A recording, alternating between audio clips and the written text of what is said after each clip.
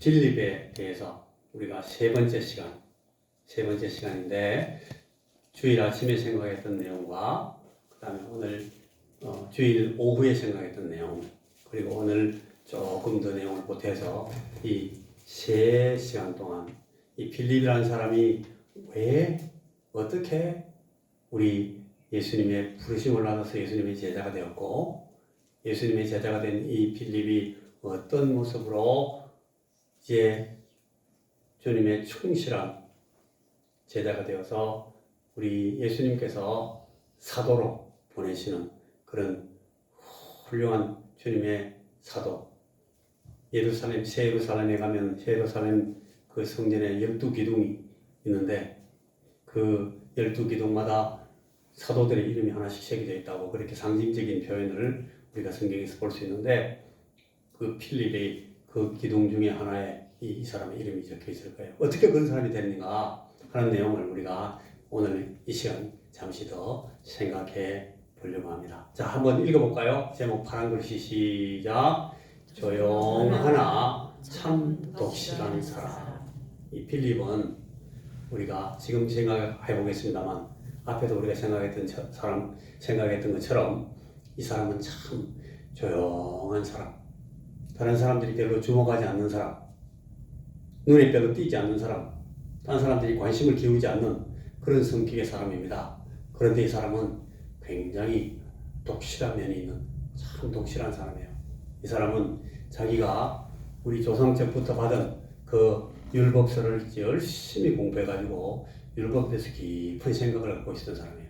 그리고 선지자들의 글도 많이 읽어가지고 이 메시아에 대해서 예수님께서 땅에 오셔서 자기들을 구원할 일들에 대해서 이 선지자들이 열심히 외치고 그들에게 말한 하나님의 그 계시들을 전달한 그 이 선지자들의 글에 대해서 이 사람이 능통하도록 열심히 공부했는 사람이에요. 어부인데 어촌의 사람이에요. 촌사람. 완전 촌놈이에요. 그리고 누가 저 사람 되게 학문이 높은 사람이야. 저 사람 굉장히 똑똑하거든. 저 사람 굉장히 자기 주장이 강하고 유능한 사람이야. 그렇게 알아주는 사람 아니에요. 아주 조용한 사람이고 관심 안 기울이는 사람인데 속으로 참 독실한 면이 있었던 사람이다 하는 것을 우리가 잠시 봅니다. 자, 지난 시간에 생각했던 내용을 제가 빨리 지나가면서 보고 나서 조금만 더 보탭니다. 이 빌립이라는 예수님의 제자, 이 사도 가운데 한 분이 있었습니다. 예수님께서 이 사람을 찾아서 만나시고 부르시고 제자로 삼으시고 이 사람과 함께 먹고 자고 가르치고 얘기하고 일하고 걷고 동행하고 여행하고 하면서 3년 동안 지내시면서 열심히 이 사람을 양육해서 사도로 파송하셨습니다. 이 사람이 예수님께서 파송하신 후에 사도가 되어서 주님의 복음을 전하다가 결국은 순교하는 그런 일생을 살았던 필립. 이 사람에 대해서 우리가 지금 생각을 하고 있습니다. 처음에 우리가 주일날 첫 시간에 우리가 생각할 때 이 빌립이라는 분에 대해서 좀 이상한 점이 있다. 다른 제자들은 아무도 안 그런데 이 필립은 이상하게 마태복음, 마가복음, 누가복음 우리 복음서가 4개, 요한복음까지 4개가 있는데 앞에 있는 마태, 마가, 누가 이 공관복음이라고 그래요. 이 사람들은 아주 예수님의 그 생애에 대해서 예수님의 사심과 가르치심에 대해서 역사적인 사실에 견지해서 이 사람 속에 있는 그 주님의 삶의 모습을 같은 안목으로 똑같이 이름만 다르게 마태의 입장에서 마가의 입장에서 누가의 입장에서 같은 안목으로 기록했다. 그래가지고 이 세 복음서를 공관복음서라고 그래요. 같이 한 가지 볼관 같이 봤다. 공관. 그리고 요한복음서는 주님께서 함께 사셨던 그 사실을 그때 그대로 이렇게 일지를 쓰듯이 기록한 것이 아니라 일기 쓰듯이 쓴 것이 아니라 혹은 기행문 쓰듯이 쓴 것이 아니라 이 요한복음은 요한이 오랫동안 주님과 함께 살았던, 주님과 함께 동행했던, 주님께서 말씀하시고 가르치시고 했던 그런 똑같은 아까 공간복음에서 봤던 그 사람들이 했던 똑같은 경험들을 하면서 경험했던 것을 오랫동안 묵상하고 오랫동안 명상하고 묵상하고 깊은 그 뜻을 찾고 그래서 요한이 아까 앞에 나왔던 그 복음서보다 훨씬 후에 수십 년 뒤에 요한의 독특한 그 안목으로 기록했기 때문에 요한복음서를 아까 그 공간복음서에 딱 떼놓고 생각해요. 근데 이 요한복음서만 이 필립에 대해서 얘기를 해요. 다른 제자들은 어떻게 부름을 받고 그리고 어떻게 주님의 부르심에 반응을 하고 그 사람이 주님과 함께 행하다가 어떻게 사고를 치고 뭐 베드로 같은 사람이 막 주님 앞에 막 굉장한 신앙 고백을 해가지고 칭찬을 받다가 나중에 주님 막 야단 맞다가 이렇게 다 복음서에 나온단 말이에요. 요한복음서에만 이 필립에 대해서 그런 에피소드가 나와요. 마태는 필립에 대해서 기록하지 않아요. 마가도 몰라요. 누가도 이 필립에 대한 내용들을 어떤 사실 에피소드 기록하고 있잖아요. 그런데 이 요한복음만 네 군데에서 이 빌립에 대해서 얘기를 해요. 이게 참 독특하다, 특이하다 하는 점이에요. 그런데 우리가 요한이 기록해준 그 내용들을 가지고 이 빌립이 어떤 사람인가? 왜 그랬을까? 왜 이 복음서에 또 저 복음서에는 이 기록이 안 되어 있을까 하는 것을 미루어 알 수 있습니다. 그래서 그분들이 기록하지 않은 것 때문에 요한복음이 기록한 것을 가지고 그 기록하지 않은 것이 무슨 뜻일까? 왜 그랬을까? 하는 것을 우리가 지금 생각할 수 있게 된 거예요. 자, 베드로와 안드레의 고향 베세다 사람 빌립이 예수님을 만나는 장면 그 본문이 오늘 우리가 읽었던 그 내용이에요. 요한복음 1장 43절부터 그 뒤에 쭉 나오는 거예요. 46절까지 우리가 읽었는데 47절, 48절 쪽으로는 벌써 필립 얘기가 아니고 나다나엘 얘기로 넘어가 버려요. 그래서 제가 오늘 46절까지만 그렇게 읽었던 거예요. 여러분, 이 베드로, 안드레의 고향인 이 베세다가 지금 저기 나오는 빌립의 친구 누구? 나다나엘도 그 동네 사람이에요. 그러니까 우리 동네로 얘기하면 이렇게 정도 얘기할 수 있을 것 같아요. 저는 세밤에 살잖아요. 가륜에 살아요. 그리고 여기 또 누구? 우리는 가륜 1, 2, 가륜 1, 2가 같은 개수리도 같은 동네인데 누가 저 노동이나 백운동에 사는 분 아니 우리 저 진권사님은 저 위에 구름 속에 있는 저 땅에서 내려오시거든요. 어디죠? 가라골에서 내려오셨어요. 근데 우리가 예를 들어서 딱 만났는데 그분 덕곡 사람이야? 그 같은 우리 고장 사람이지 가야산 밑에 살지.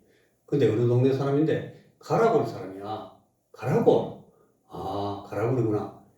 우리가 누군지 어느 동네인지 다 알아요. 그런데 이 세밤 사람이 가라골 사람 보고 이렇게 얘기했다고 생각합시다.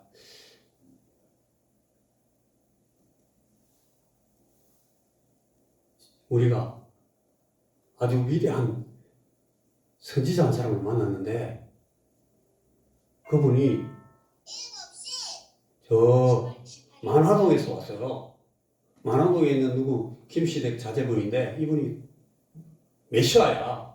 이렇게 말하니까 이 백운동에서 내려오신 가라골에서 내려오신 분이 그 얘기를 듣고 세밤 사람한테 무슨 소리를 하고 있어. 그럼 뭐 만화동에서 어떻게 대통령이 나와? 뭐 이런 식으로 말했다는 거예요. 여러분 무슨지 알겠어요? 거기서 어떻게 그런 위대한 사람이 나온다고 그게 어떻게 지금 예언에 대해 있냐고. 이 세밤 사람이 그렇게 얘기했단 말이에요. 세밤 사람이 옛날 그 말씀에 그 율법서에 선지서에 쭉 보면은 그 위대한 메시아 이야기 나오잖아.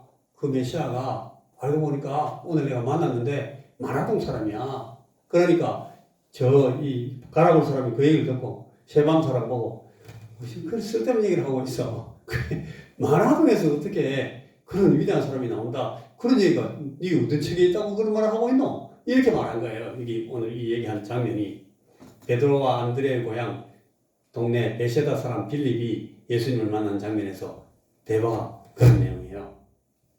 그게 요한복음 1장 우리가 읽었던 내용이 나오고, 그 다음에 요한복음 6장에 가면은 여러분 그 오병이어 사건이 나오는데, 이 빌립이 그 보리떡 5개와 물고기 2마리 가지고 5,000명을 먹이는 그 사건에서 일정 부분 이 사람이 어떤 역할을 했다 하는 것이 그 요한복음 6장에 나온다는 거예요. 그리고 조금 더 넘어가서 요한복음 12장 가면 이제 예수님께서 예루살렘 성으로 올라가셔서 그 예루살렘 입성을 한 뒤에 이제 십자가 지시기 직전 그때에 요한복음 12장에서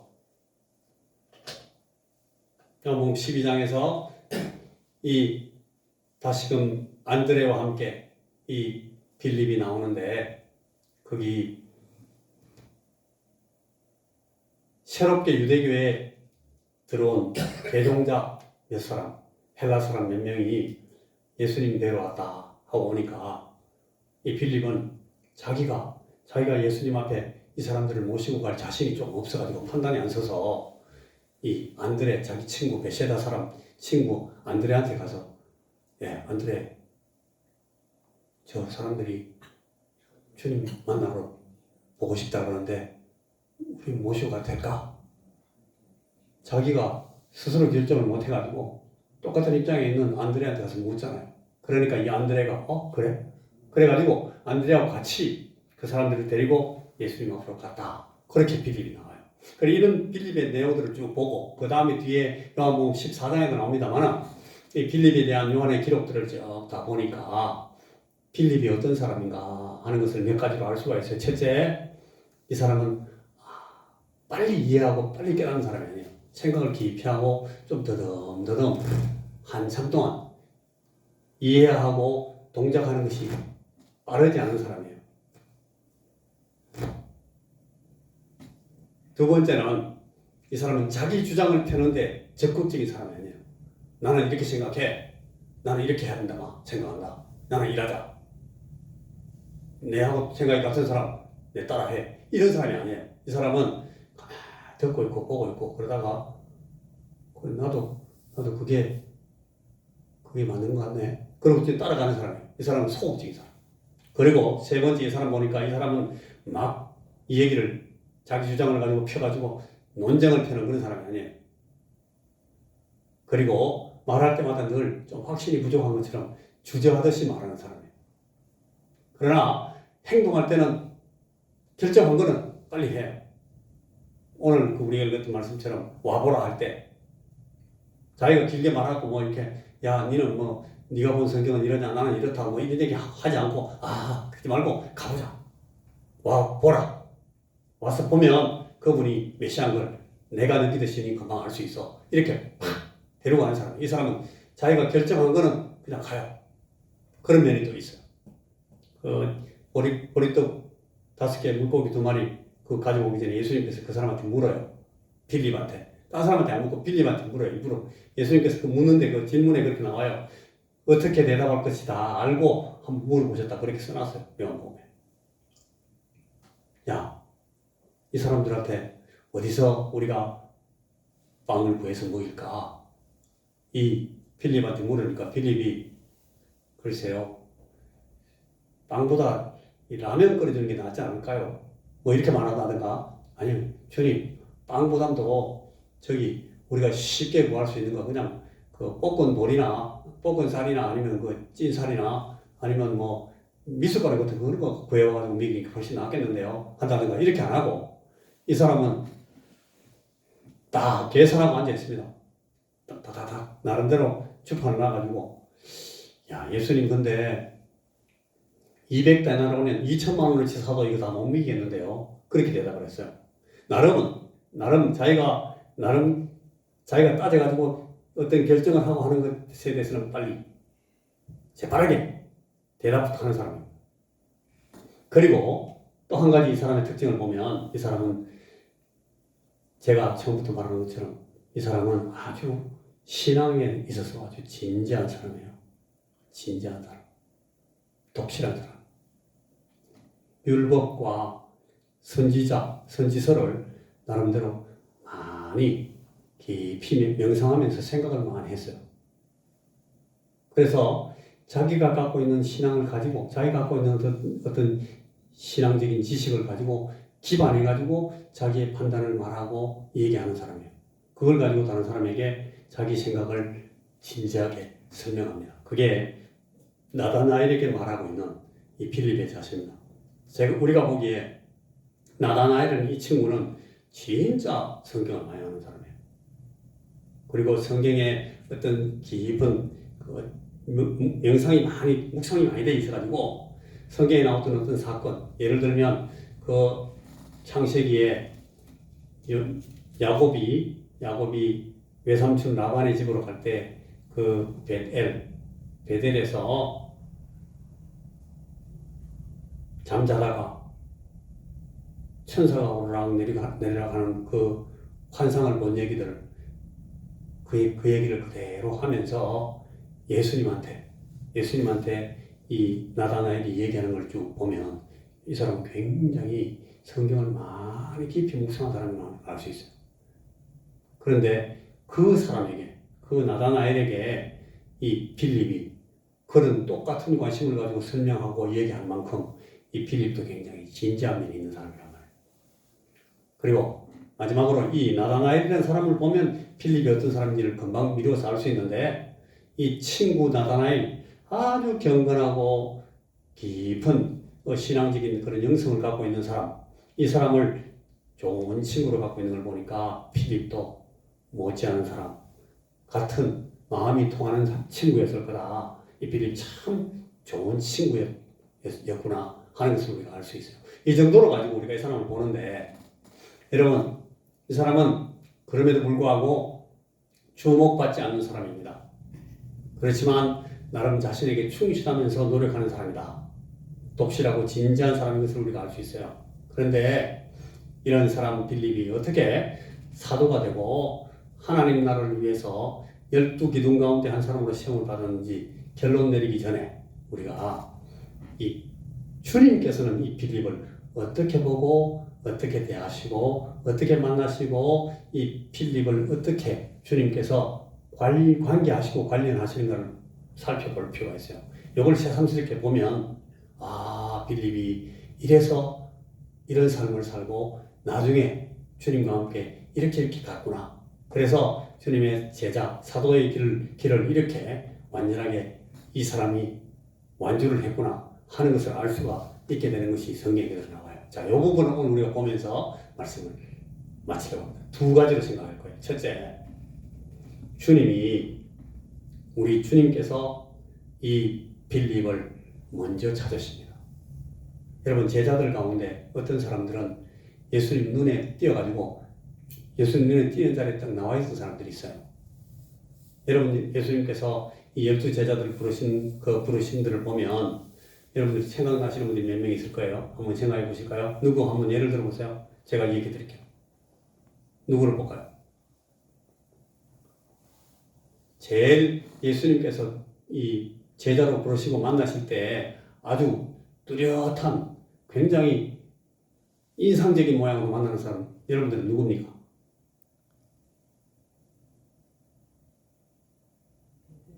베드로는 어떻게 그럴까요? 어떤 면에서? 고기 잡는데 밤새도록 잡아도 못 잡아 그물 싣고 있는데 깊은 데 가서 던지라니까 많은 고기를 잡자. 그 자리에서 그러가 주여 나는 죄인인데 나를 떠나소서. 우리 선교사님이 얘기하시는 걸 다 알아들었죠? 예수님께서 이 바닷가에 나가셔서, 그때 예수님 제자 한 명도 없었어요. 예수님 사도들을 제자로 아직 부르시기 전인데 바닷가에, 해변에 갈릴리 바닷가에 딱 나가셨는데 이 베드로뿐 아니라 베드로 아마 안드레도 있었을 것 같고 야고보 요한도 같은 그 배를 같이 대면서 일하고 있었어요. 그때 예수님이 그 베드로한테 이야기하십니다. 네 그물을 깊은 곳에다 던져봐라. 베드로가 예수님께서 깊은 곳에 그물을 던지라 그러니까 베드로가 무슨 말을 하는가 하면 지금 우리가 갖고 있는 이 그물, 이런 그물을 가지고 우리가 지금 이 배를 가지고 고기 잡는 방법으로는 깊은 곳에서 고기를 잡는 그런 방식이 아닌데 저분이 이 갈릴리 바다에 고기 잡는 기술, 고기 잡는 어떤 그 기법을 알고 말씀하시는가 할 정도로 엉뚱한 소리를 예수님께서 하신 거예요. 그리고 하다 못해가지고 이 사람이 여기도 던지고 저기도 던지고 방금 조금 전에도 던졌던 그 자리로 아무리 잡아도 거기 안 나오니까 여기도 던져보고 저기도 던져보고 했는데 주님이 방금 던진 그 자리에 그 깊은 곳에 그거 한번 던져봐라 이러니까 무슨 뭐 거기 잡히지도 않을 것 같은데 하는 생각을 가지고 그래도 뭐 어르신이 나한테 그런 말씀 하시니까 내가 한번 그렇게 해보죠 하면서 그걸 던졌어요. 던졌다가 그 잡아올리니까 갑자기 조금 전에 거기 없던 그 자리에서 고기가 막 엄청 나온 거예요. 확 끌어올리는데 배가 막 기운뚱할 정도로 그래 막 여기 와서 좀 도와달라고 해가지고 끌어올려가지고 바닷가에 또 꺼내놓고 보니까 이 고기를 잡긴 잡았고 어제도 잡고 그저께도 잡고 지난달에도 잡았던 맨 그런 종류의 고기인데 엄청 많이 나왔어요 고기가. 이 사람이 순간적으로 생각해 보니까 야 내가 저분이 아주 셰피하게 보이던 분이 던지라 해서 던졌더니 고기가 이래 나왔네. 이게 무슨 일이지 이게? 생각해 보니까 이분이 그냥 어부가 아니에요. 이야 이분이 요새 그 소문에 들었던 그 선지자구나. 이 선지자를 갖다가 뵈려면 나는 마음의 준비를 좀 하고 그분하고 만나야 되는데 이분이 갑자기 나타나가지고 내한테 이렇게 들이대니까 나 이거 어떻게 하면 좋아? 그래가지고 저는 아직 준비가 전혀 안 됐습니다. 선지자를 뵐 마음도 없고 나는 이 하나님께서 보내신 그런 사람들을 경건한 그런 자리에서 만날 전혀 예비가 안 된 사람이니까 저는 아주 죄인이고 그냥 별 볼 일 없어요. 저를 이렇게 심각하게 대하지 마시고 지나가십시오. 그렇게 말한 거예요. 주님 나를 떠나소서 나는 죄인이었어야 돼. 그 말의 뜻이 그 뜻입니다. 아이고 저를 뭐 특별하게 대하라고 하는 걸 뭐 겁납니다. 그냥 가시소. 그때 베드로에게 예수님께서 말씀하십니다. 내가 너를 사람을 낚아 올리는 사람을 그물에 잡는 그런 사람 잡는 업으로 만들어 줄 테니까 고기 잡는 거 이제 그만하고 나를 따라오라. 그래가지고 예수님께서 이 베드로를 불렀죠. 굉장히 인상적인 사람 맞습니다. 또 있습니까? 오히려 그 장면을 볼 때에 더 인상적인 장면은 그 야고보 요한 부를 때예요. 야고보 요한은 예수님과 먼 친척이에요. 예수님 보고 형하고 따라다녔을지도 몰라요. 아는 사람이에요. 그런데 그 야고보와 요한을 예수님께서 제자로 부르십니다. 그들도 그러니까 예수님하고 친척인 그 아버지하고 같이 그물 깃고 있다가 예수님께서 찾아가셔가지고 너희도 날 따라오라. 그러니까 이 사람들이 아버지하고 같이 그물 수선하고 있다가 아버지하고 배하고 그물하고 다 던져놓고 그냥 예수님 따라왔어요. 그 제자들은 그렇게 했는데 여러분 마태 같은 사람은 세관에 딱 앉아서 일하고 있다가 예수님과 또 먼저 벌 받은 그 제자들이 지나갈 때 예수님 눈치 보고 있는데 예수님이 그 마태 레위라고 다른 이름을 갖고 있는데 이 레위를 예수님께서 나를 따라오라고 부르십니다. 이렇게 예수님 아까 나다나엘 같은 사람은 예수님 만나고 올 때 그 장면이 빌립과 안드레가 미리 예수님을 만났을 때 그 빌립과 안드레를 통해서 예수님 앞에 부름을 받아 나옵니다. 그리고 예수님과 대화한 후에 마치 이 나다나엘은 자기가 너무너무 놀랍게 감명을 받은 이 예수님께 자기 스스로 예수님의 제자가 되듯이 끌려들어온 사람입니다. 다 이런데 여러분 이 빌립은 오늘 그 이 예수님께서 빌립을 만난 장면이 보면 아주 간단하게 나왔는데 필립을 예수님이 찾아오십니다. 여러분 요한복음 1장 43절 볼까요? 성경 말씀 그대로 한번 보시면서 생각해 보세요. 이튿날 예수께서 갈릴리로 나가려 하시다가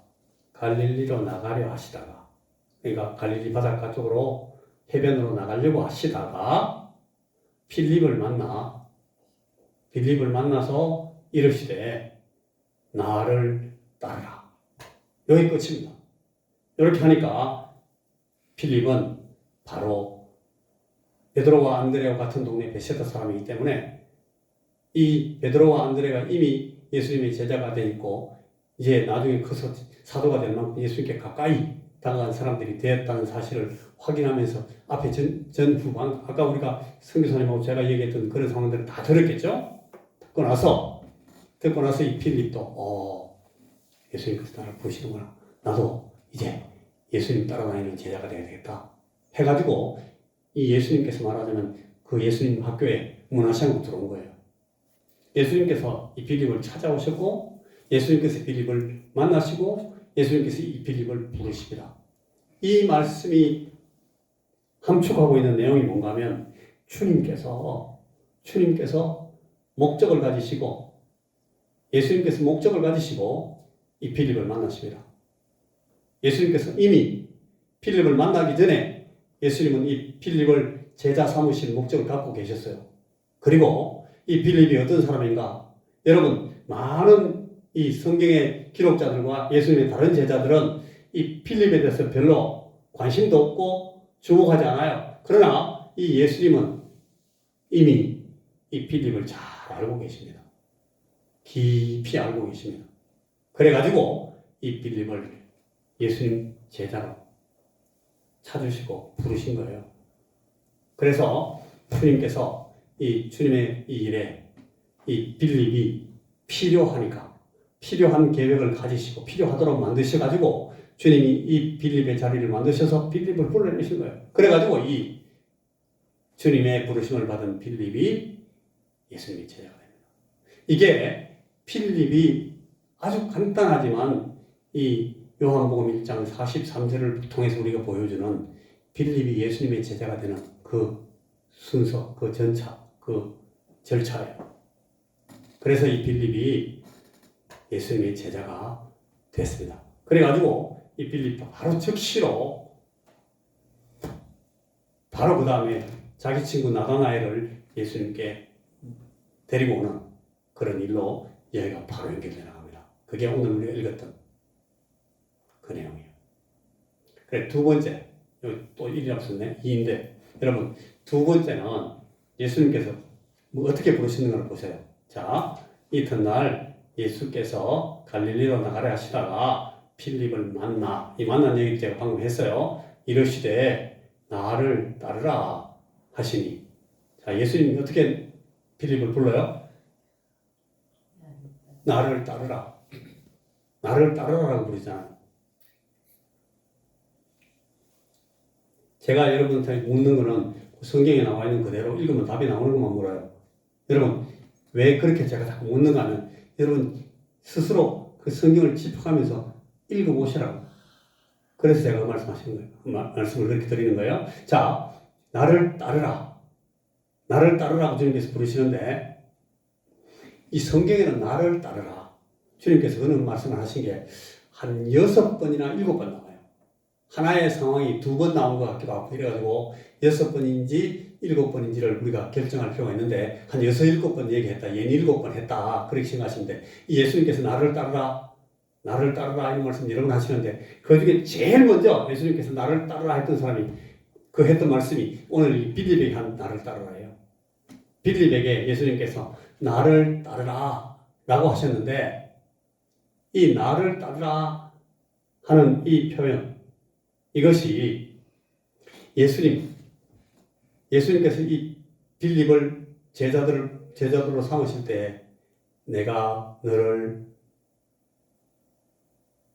이런 사람으로 만들겠다. 아까 그 베드로에게 사람 낚는 업으로 만들어줄게 하시거나 그런 말씀 하시지 않고 또 내가 너를 반석이 되게 해줄게. 그렇게 말씀하신 적도 없어요. 예수님은 이 빌립에게 네가 나에게 무엇을 얻기를 구하느냐 묻지도 않으셨어요. 그렇게 말씀하시지 않고 주님께서 이 참 주목도 받지 못하고 조용한 그러면서도 진지한 어떤 영적인 신앙적인 관심이 있는 이 사람 한 사람 조용하지만 아주 이 참 경건한 사람 이 정말로 주님을 깊이 따를 마음을 갖고 있는 이 진지한 사람에게 예수님께서 나를 따라와라. 여기 나를 따르라라는 표현을 쓰는데 여러분 이 나를 따르라라는 표현은 이 나 따라와 영어로 말하면 follow me 나 따라와 그 말이 아니에요. 이 나를 따르라 하는 표현을 그대로 정확하게 직역을 하면 이 말의 뜻은 내가 지금 가는 길에 너도 합류해라 그 뜻이에요. 내가 가는 길에 너도 합류해라. 내 길에 너도 합류해라. 그러니까 나와 함께 이 길로 가자 그 뜻입니다. 나와 함께 가자. 따라해 보십시오. 나와 함께 가자. 나와 함께 가자. 나를 따라와 이 말이 따라와 이게 아니고 나와 같이 가 이 말이 나가자. 이 말은 굉장히 우리에게 의미가 깊은 내용입니다. 여러분 예수님께서 마태복음 16장 24절 같은데 저 말씀이 몇 번 나오니까 여러분 이 표현이 굉장히 우리에게 중요한 그런 이 복음적인 표현, 전도의 표현인데 누구든지 나를 따라오려거든 자기를 부인하고 자기 십자가를 지고 나를 따를 것이냐 주님께서 그런 말씀하셨어요. 이 말씀은 직역함이 그거예요. 누구든지 나를 따라오려거든 자기를 부인하고 자기 십자가를 지고 나와 함께 길을 갈 것이니라 그런 뜻이에요. 여러분 여기에 나를 따라오려거든 그러니까 다른 말로 하면 나와 함께 길 가려면 자기를 부인하고 자기를 부인한다는 말은 자기 생각대로 자기 마음대로 자기 뜻대로 가는 걸 그만하고 자기 십자가를 지고 이 말은 자기는 죽이고 네 뜻을 죽이고 네 의지를 죽이고 네 의도를 포기하고 네 마음을 내려놓고 나와 함께 내가 가는 길로 가자 그런 거예요. 예수님께서 지금 그렇게 말씀하고 누구든지 나를 따라오려거든 자기를 부인하고 자기 십자가를 지고 나와 함께 나의 길을 같이 가자 그런 뜻입니다. 여러분 이거는 필립에게만 주어진 말씀이 아닙니다. 나를 따라오려거든 누구든지에게 준 말씀이에요. 예수님을 따라오는 사람 모두에게 필립뿐 아니라 다른 11 제자들도 다 마찬가지고 그 11 제자들만 다 마찬가지고 오늘 우리 이 말씀을 받고 있는 저나 여러분 우리에게도 똑같이 하신 말씀이에요. 누구든지 주님과 함께 이 길을 가려면 뭐 한다고? 첫째, 자기를 부인하고 자기를 부인하고 자기 주장을 더 이상 하지 않고 그 다음에 자기를 죽이고 자기 십자가를 치고 이 말이에요. 자기 십자가를 진다는 말은 자기를 죽인다는 말이에요. 여러분 우리가 예수님 믿는다 하고 예수의 제자가 됐다 하고 우리가 오늘도 예수 제자로 산다 그렇게 말하면서 우리는 예수는 믿지만 자기를 부인하지 않습니다. 너무너무 자주 우리는 자기를 부인하지 않고 예수님을 따라가려고 합니다. 성공할 수 있습니까? 없습니까? 성공할 수 있습니까? 없습니까? 없습니다. 그런데 자기를 부인하고 예수님을 따라가야 하는데 우리는 자기를 부인하지 않고 따라간단 말이에요. 성공 못해요. 우리가 자주 그렇게 합니다. 오랫동안 그렇게 합니다. 나 예수 30년 믿었네. 그 말은 상당한 많은 경우에 한 30년 동안 예수님한테 자기 부인 안 하고 버티고 주님과 함께 갔다는 거예요. 그런 경우가 많아요. 야, 저분은 예수를 저렇게 오래 믿었는데 아직도 저런 식으로 막 자기를 막 성질 부리고 하네. 그런 사람들이 우리 많잖아. 우리 사회에도. 저 사람 목사가 돼가지고 저 사람 어떻게 저렇게 해? 그런 소리 우리 듣잖아요. 잘못하는 거예요. 뭐. 그리고 자기 십자가를 지고 나를 따를 것이라고 그랬는데 자기 십자가를 진다는 말은 자기를 십자가를 못 받고 자기를 죽인다는 거예요. 십자가라는 말은 다른 거 아무것도 아니에요. 죽는다는 소리예요.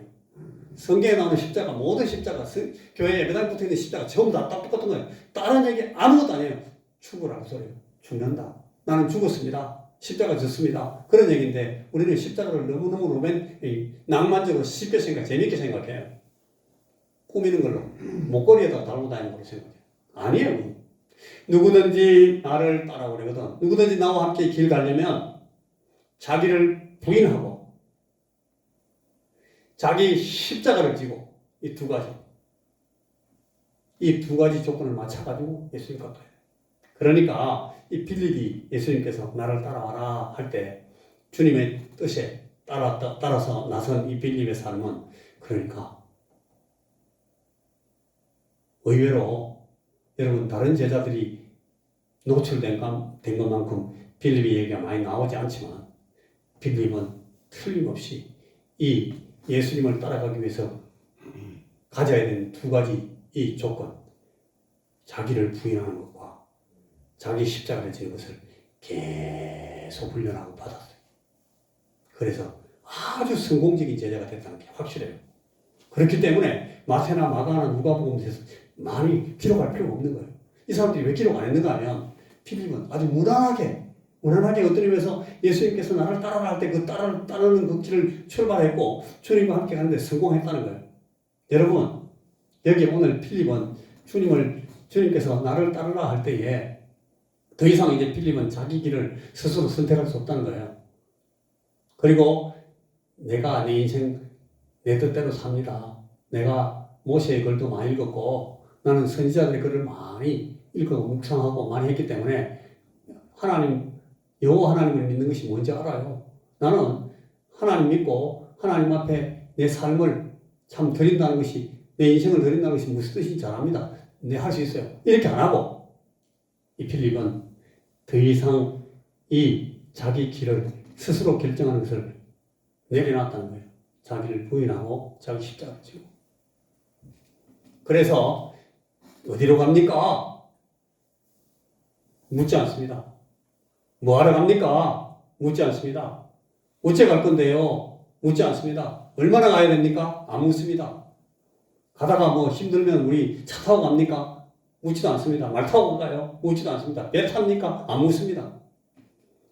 그 동행의 방향과 그 목적지를 정하는데 자신의 뜻을 포기하라는 거예요. 예수님께서 나를 따라오라는 것은 내가 결정하고 지금 가고 있는 이 길에 네가 합류해라 하는 거니까 너 이제 네가 생각하는 거 다 포기하고 그냥 따라 들어와. 나와 함께 가면 돼. 내가 지금 정한 목적이 있고 내가 방향이 있어. 이 길로 내가 갈 거야. 너 나와 동행하면 돼. 거기 이 빌립이 알겠습니다 하고 따라 들어온 거예요. 자기 뜻을 포기하고 주님을 따라오는 사람, 그런 사람에게 주님과 함께 동행하는 사람, 아까 우리가 찬송 부르면서 계속 나왔던 거, 주와 함께 동행하면 영생복락을 누린다. 주님과 함께 동행하면 우리에게 큰 기쁨이 있겠네. 여러분, 그 찬송들의 가사가 이 빌립이 예수님을 따라가고 예수님의 길에 합류하는 것을 통해서 이루어진다는 거예요. 여러분, 오늘 우리가 똑같이 빌립하고 똑같이 빌립처럼 우리는 예수님을 따라가고 예수님의 길에 합류할 사람들이에요. 예수님이 필립을 부르셨던 것처럼 오늘 우리에게도 주님이 똑같이 누구든지 자기를 부인하고 자기 십자가를 지고 나를 따라와라. 우리가 다 그 초대를 받은 사람들이에요. 저도 그렇고 여러분도 그렇고 전부 다 우리가 주님의 그 초대를 받고 주님의 길에 합류하도록 되어 있는 사람들인데 그리고 우리가 지금 그럼 나 예수 믿기로 했어요. 내가 주님 따라가죠. 그렇게 해놓고 나서도 계속해서 우리를 부인하지 않고 우리 자신을 막 버티고 내 고집을 피우고 내 하고 싶은 대로 하고 자기 십자가를 지고 나를 죽여야 되는데 펄펄 살아있어요. 계속. 그러니까 계속 듣는 소리가 지금 목사님이 왜 저래? 장도하는 사람이 왜 저래? 권사가 왜 저래? 우리가 그런 소리 막 듣는 거예요. 예수 믿는 사람이 뭐 저래? 우리가 우리 자신을 부인하고 우리 자신을 십자가에 못 박게 안 했기 때문에 주님을 따라가고 주의 길에 예수님이 나를 따라오라 할 때 주님의 길에 합류하는 사람이 돼야 되는데 계속 우리는 우리 길 간다 하면서 계속 버티면서 질질 끌려가는 동안 주님도 끌고 가시려면 너무나 힘들고 우리도 버티려면 너무나 괴로워요. 이게 우리의 삶에 그리스도인들의 삶에 일어나고 있는 아주 갈등의 많은 모양들입니다. 오늘도 우리가 많은 것들을 기도하고 있어요. 하나님, 내가 이런 것을 기도합니다. 내가 이런 것을 위해서 하나님 앞에 간절히 간구합니다. 하나님, 나 좀 봐주십시오. 그 가운데 많은 것들이 사실은 우리 자신을 부인하지 못해서 막 주님께 기도하고 있는 것이죠. 우리가 우리 자신을 십자가에 못 박지 못하기 때문에 계속해서 그 안타까운 기도를 계속하고 있는지도 몰라요. 누가 저한테 기도를 부탁할 때 목사님 이런 걸 위해서 기도해 주세요. 하나 기도를 듣다 보면 야, 어떻게 이런 걸 갖다가 목사한테 기도를 해달라고 그러지? 제가 보기에는 그 본인 스스로 자기를 내려놓으면 다 되는 건데 그걸 못하면서 자기한테 목사님한테 기도해달라고 막 부탁하고 그러면 저도 그럴 거예요 아마. 여러분 우리가 다 그런 삶을 살아요. 우리 자신을 제대로 성찰하지 못하면 우리는 자기를 부인하지 않고 예수님을 따라가려고 해요. 자기를 십자가에 못 박지 않고 계속 예수님을 따라가려고 해요. 그러니까 말은 예수님을 따라가는데 내가 가는 거예요. 내가 십자가에서 내려가지고 펄펄 날아다니는 거예요. 그러니까 주님과 합류하는 우리의 동행이, 주님과 함께 걸어가는 우리의 걸음이 그렇게 복되지도 못하고 재미있지도 않고 즐겁지도 않고 기쁨도 없고 고통스럽기만 하고 짐스럽기만 하고 어제나 오늘이나 똑같고 작년이나 올해나 똑같고 10년 전이나 지금이나 똑같고 예수 믿는 마음이 똑같습니다. 그럴 수밖에 없어요. 내가 예수 믿는 건지 안 믿는지 이래 믿어가 되는 건지 몰라요. 관심도 없어요. 나중에 보면 나는 뭐 모태신앙입니다. 쓸데없는 소리 그러잖아요. 제가 아무 쓸데없는 소리군. 모태신앙이 무슨 자랑이라고 자꾸 모태신앙은 부끄러운 얘기입니다. 그거는 내가 모태로부터 지금까지 주님의 부름을 받고 왔는데 아직도 이 모양입니다. 그 소리예요. 얼마나 부끄러운 얘기인지 몰라요. 여러분 어디 가서 나 모태신앙입니다. 그런 소리 절대 하지 마세요. 나 예수 30년 믿었습니다. 내가 30년 동안 예수님 따라왔는데 아직 요 모양 요 꼴입니다. 그 소리예요. 그런 얘기 할 필요가 없어요. 나는 내 자신을 부인하기 위해서 계속 노력하고 나 자신을 부인합니다. 그거는 오히려 간증이 될 수 있죠. 내가 내 자신을 십자가에 못 박습니다. 그거는 간증이 될 수 있어요. 그런 사람들을 통해서 사람들이 감동을 받습니다. 그런 사람들을 보면 예수 믿게 된다고요. 그런데 우리가 우리 자신을 부인하지 않고 우리 자신을 십자가에 못 박지 않고 예수님을 따라간다고 펄펄 살아있기 때문에 절대로 우리 때문에 감동을 받아서 예수 안 믿게 된다니까요, 여러분. 자, 예수님과 함께 동행하기 위해서 자기를 부인하고 자기 십자가를 진다 하는 것을 그걸 순종하면서 크게 복종하고 따라가는 것이 여러분 이것이 예수님을 따라가는 제자들이 갖게 되는 영광스러운 모습이에요. 이것이 주님의 부름에 담긴 영광이요 기쁨이고 그것이 우리에게 주는 아름다움이라고 이렇게 오늘 이 말씀이 우리에게 가르쳐주고 있는 겁니다. 주님은 빌립을 이렇게 찾으시고 그 빌립이 기어이 주님을 만났을 때 주님을 따르게 됐습니다. 결국은 이 빌립이 예수님 가시는 그 길에 합류해서 동행하다가 나중에 예수님의 보냄을 받아서 복음을 위해서 사도가 되고 참 새 예루살렘의 성전의 12기둥 중에 하나의 기둥이 되는 그런 위대한 사도가 되기에 충분한 제자로 주님이 만들어내셨다 하는 것을 우리에게 오늘 이 말씀들이 가르쳐주고 있습니다. 자, 이것이 오늘 우리에게 주시는 말씀의 끝입니다. 나중에 우리 주님께서 필립을 주님 앞에 주님의 면전에 세워놓고 아주 큰 소리로 필립에게 부탁하시는 말씀 우리가 읽어보십시다. 요한복음 14장 12절입니다. 내가 진실로 너희에게 이르노니 나를 믿는 자는 아버지와 함께 있어 아버지를 보여주는 나의 하는 일을 저도 할 것이요 또한 이보다 큰 것도 하리니 이는 내가 아버지께로 감이라. 빌립이 예수님 하나님을 아버지를 우리에게 보여주십시오 하니까 예수님께서 그 빌립이 있고 빌립 함께 다 있는 사람들 앞에서 예수님께서 마치 빌립 들으라는 말씀을 하시는 거예요. 나를 믿는 자는 내가 아버지를 보여주는 이 일을 저도 할 것이야. 너희들도 해야 돼. 그리고 나보다 더 큰 것도 할 거야. 이 말은 예수님은 아버지를 보여주기 위해서 배 타고 저 지중해를 떠나서 저 먼 나라로 가신 적이 없어요. 그런데 바울 사도 같은 사람은 이제 먼 나라까지 가야 돼요. 예수님은 하나님 아버지를 보여주고 하나님 아버지를 증거하시기 위해서 예수님은 비행기 타고 다른 나라 날아가신 적이 없어요. 그런데 우리는 요새 막 비행기 타고 날아가요. 예수님보다 더 큰 일하는 거예요.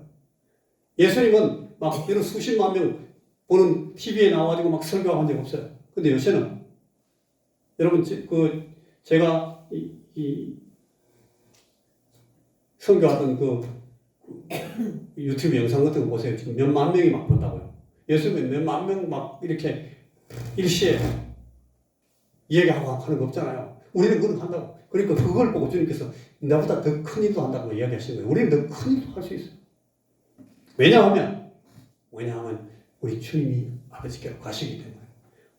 아버지께로 주님이 가시면 주님께서 아버지께로 가시기 때문에 주님의 일을 맡아야 될 사람이 있잖아요. 그 일들이 누가 하는 거예요? 그게 주님의 제자들이에요.